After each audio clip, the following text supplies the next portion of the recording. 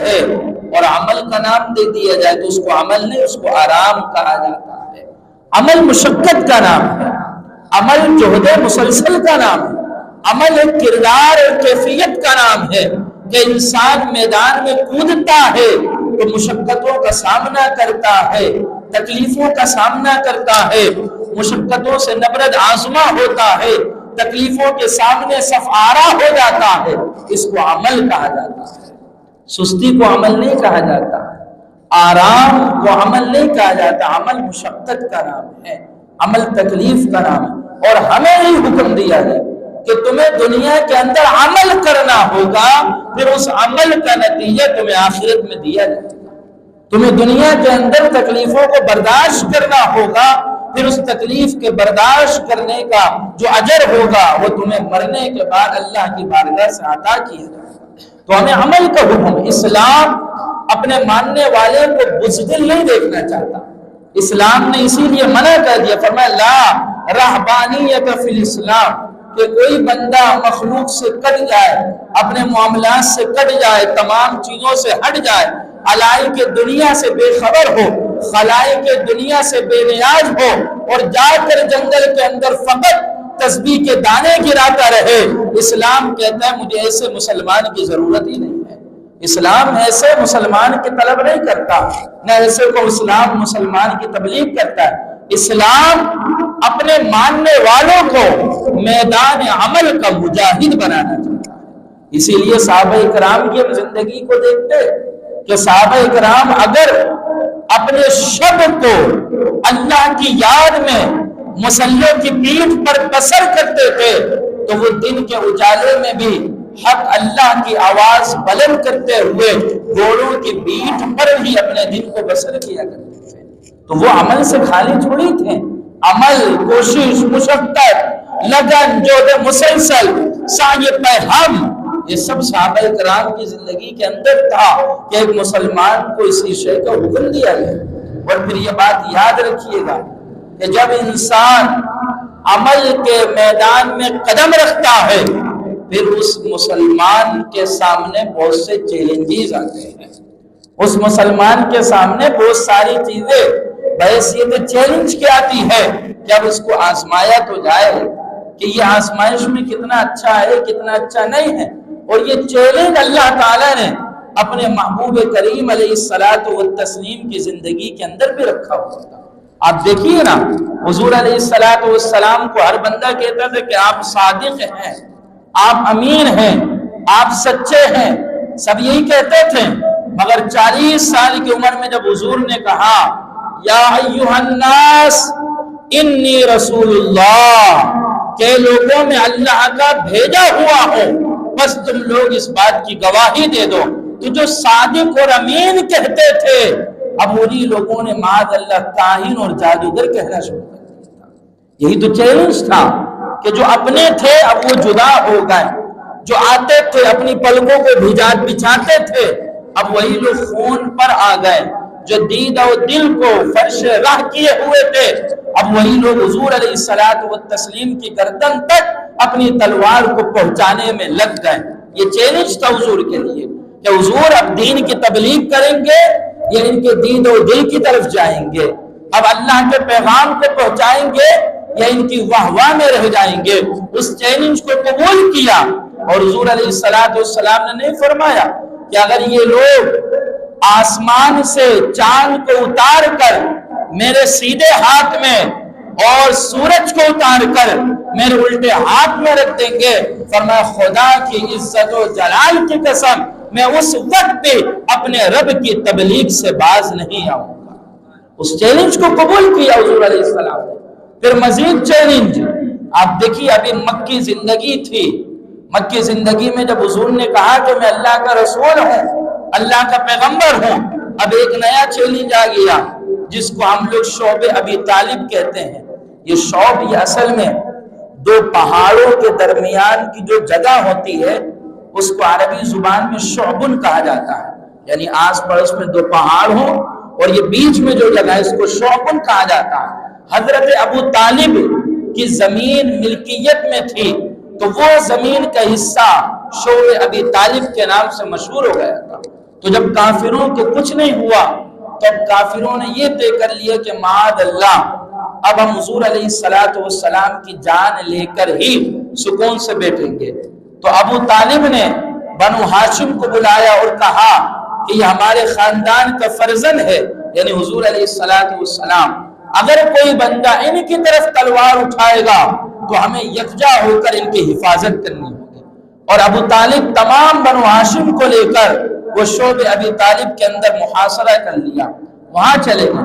جب وہاں گئے تو لوگوں نے کیا کر دیا؟ سوشل بائیکاٹ کر دیا، اور مکہ کے اندر اعلان ہو گیا کہ اب ان لوگوں کے ساتھ کوئی بیٹھے گا نہیں، ان لوگوں کے ساتھ کوئی کلام نہیں کرے گا، ان لوگوں کے ساتھ کوئی بات نہیں کرے گا، ان لوگوں کو کوئی چیز خرید و فروخت کے لیے نہیں دی جائے گی، یہاں تک کہ اگر ان کا غلہ اور اناج جو کھانے پینے کا ہوتا ہے اگر وہ ختم ہو جائے گا تو کوئی بھی بندہ مارکیٹ سے سب دکاندار کو تنبیہ کر دیے گی کہ ان لوگوں کو ایک سامان بھی نہیں بیچے گا، اور یہ بھی کہہ دیا نہ ان کے ہاں سے اب بیٹیاں لی جائیں گی اور نہ ہی ان کے ہاں بیٹیاں دی جائیں گی، ان کے بچے بھوک سے بلکے، ان کی اولادیں دکھ تکلیف میں ہو، ہم سوشل بائیکاٹ کرتے ہیں کہ ہمارا ان سے کوئی تعلق نہیں۔ یہ حضور علیہ السلام کے سامنے ایک نیا چیلنج تھا کہ وہاں صرف حضور کی ذات تو نہیں تھی، پورا بنو ہاشم تھا، وہاں کی عورتیں تھیں، خواتین تھیں، وہاں کے بچیاں تھیں، وہاں کے بچے تھے، سب اس کے اندر، اور لوگوں نے سوشل بائیکاٹ کر دیا۔ یہ حضور علیہ السلام کے لیے ایک نیا چیلنج آ کر کھڑا ہو گیا، تبلیغ اسلام کے لیے، دین کی تبلیغ کے لیے۔ وہاں اللہ کے رسول صلی اللہ تعالی علیہ وآلہ وسلم کے پائے استقامت کے اندر کوئی تزلزل نہیں آیا تھا، وہاں حضور علیہ السلام کے استقامت کے اندر کوئی نرمی نہیں آئی تھی۔ حضور علیہ السلام نے وہاں بھی بوانگ دہل کھڑے ہو کر اس زبان سے فقط ایک بات کری تھی، اور وہ بات یہ تھی کہ یہ لات و عزا، یہ ہبل، یہ نائلہ، یہ سب کے سب معبودان باطلہ ہیں، حقیقت میں جو خدا ہے وہ اللہ وحدہ لا شریک ہے۔ اس چیلنج کو قبول کیا اللہ کے رسول صلی اللہ تعالی علیہ وآلہ وسلم نے، اور جب چیلنج کو ایکسپٹ کر لیا، 3 سال کے محاصرہ کے بعد پھر اللہ رب العالمین کی قدرت سے وہاں سے نکال دیے گئے اور لوگوں نے پھر ان کو قبول کر لیا۔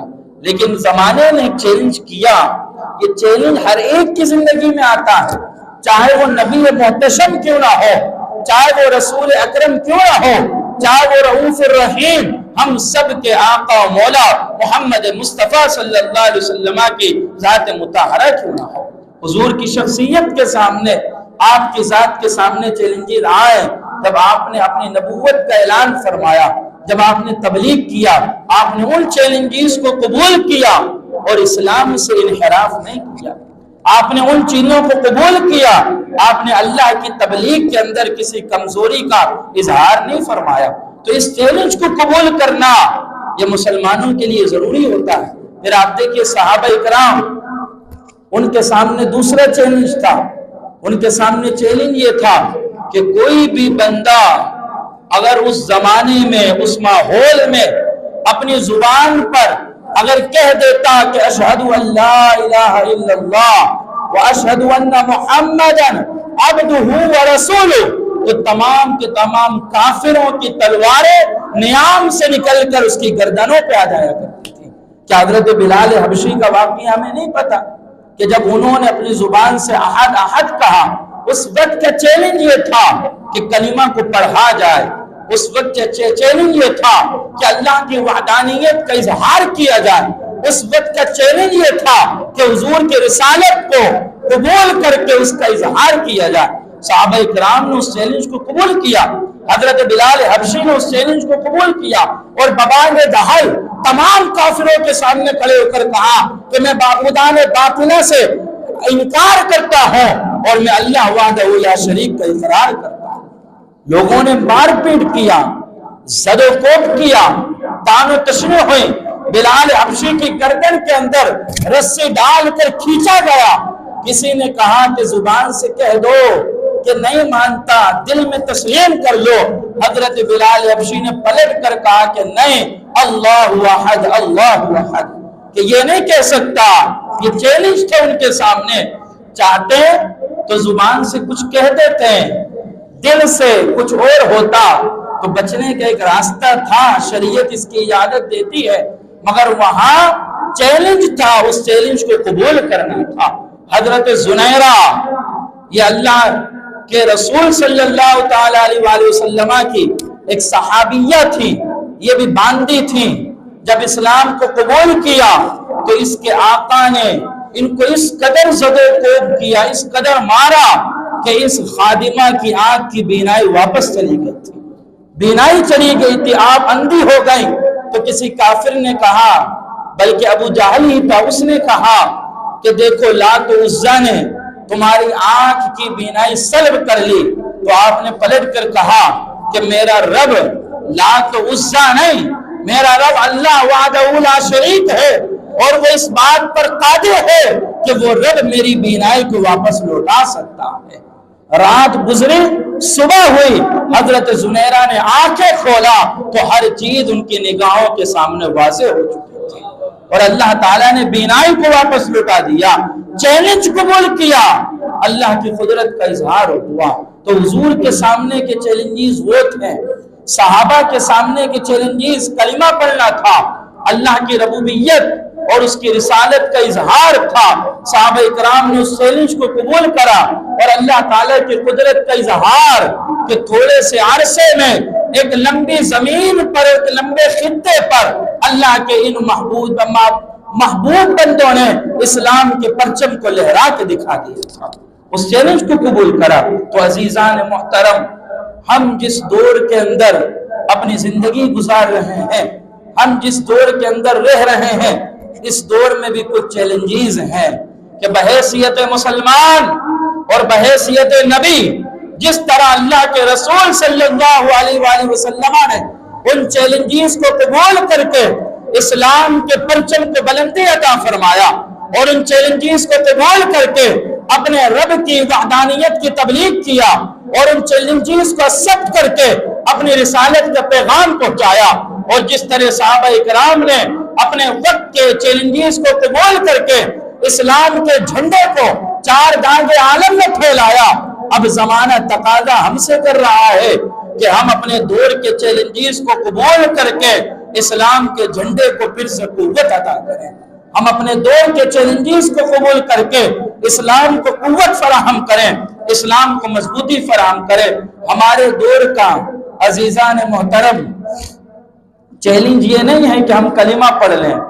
ہم تو پیدا ہوتے ہیں، ہمارے ماں باپ خود انتظام کرتے ہیں کہ کسی مولوی کو پکڑو اور اس کے کان میں سب سے پہلے جو آواز جائے وہ آواز ہی اللہ اکبر کی آواز ہو. یہ ہمارے لیے چیلنج نہیں ہے، اس کا انتظام تو ہمارے گھر والے کر رہے ہیں.